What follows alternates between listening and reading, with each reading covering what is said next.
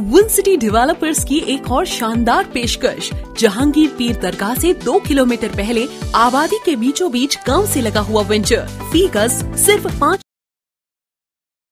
एक बहुत ही अफसोसनाक वाकया हैदराबाद टप्पा चबूतरा के इलाके महबूब कॉलोनी में पेश आया, जहां एक 11 माह की नई नवेली दुल्हन ने अपने ही घर में फांसी लेकर खुदकशी कर ली।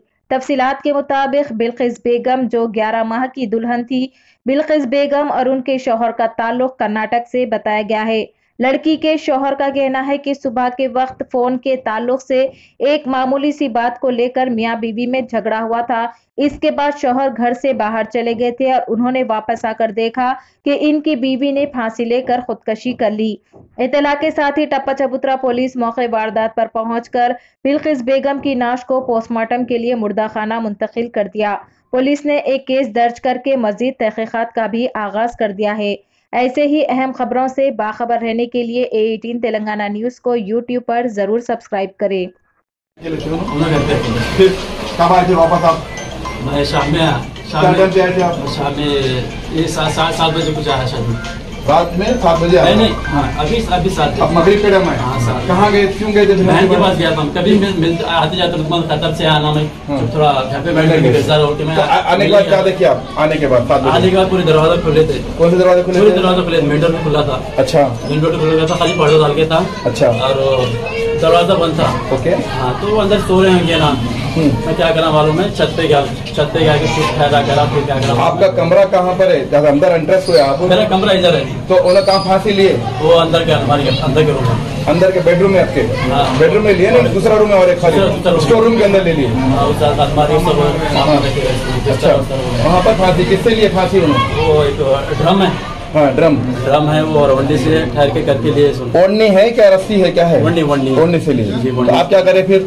मैं देखो ऐसा अब नहीं खोले बोल के मैं क्या कर रहा हूँ, काफी टाइम हो गया। मैं तो जाके आता, क्या नहीं खोले? दरवाजा बंद था अंदर से? अंदर से बंद था। कौन सा दरवाजा बंद था? जिस रूम में उन्होंने फांसी लिए वो रूम बंद था अंदर से? बंद था। ओके, फिर बिल्किस खोलो फिर फोन भी करा मैं। अच्छा, वो टूटा फोन था जी। हाँ, उस सैमसंग पे फोन करा, उस पर बोले बिल्किस खोलो, बोलते नहीं आवाज नहीं आई। तो मैं नीचे से झांकी देखा, अच्छा ठहरे से लगे मेरे को। कहाँ से? नीचे से सामने से झांके? हाँ, ठहरे से लगे मेरे को, दरवाजे की स्थान से झांके देखा। मैं ठहरे से देखा आता ऐसे जी। अगर ठहरे के मजाक करे क्या की मैं मारा, धड़ आवाज को मारा मैं। तो नहीं खोले तो हुआ क्या फिर?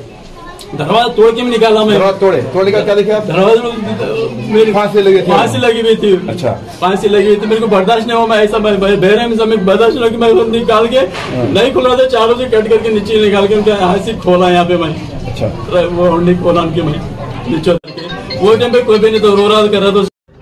अस्सलाम वालेकुम वरहमतुल्लाहि वबरकातुहू। अफसोस सदअफसोस एक वाक़या महबूब कॉलोनी में अभी कुछ देर पहले हुआ। मैं यहाँ से गुज़र रहा था, अभी मेरे को एक इत्तला मिली कि महबूब कॉलोनी में एक लड़की, उसका नाम बिल्किस बेगम है और वो लोग कर्नाटक के हैं। महबूब कॉलोनी के अंदर बशीर साहब के घर में किराए से उतरे हुए हैं दोनों। ये लड़का और लड़की दोनों भी कर्नाटक से है।